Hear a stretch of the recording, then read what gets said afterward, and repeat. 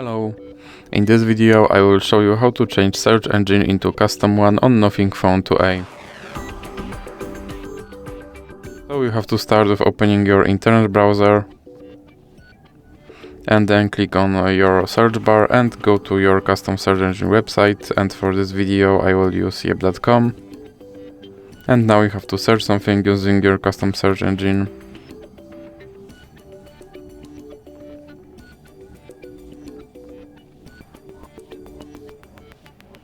Now you can click here and go to settings, then click on search engine, and in recently visited you should have now yep.com option, so you can select that and then go back, and as you can see my search engine is now set to Yep.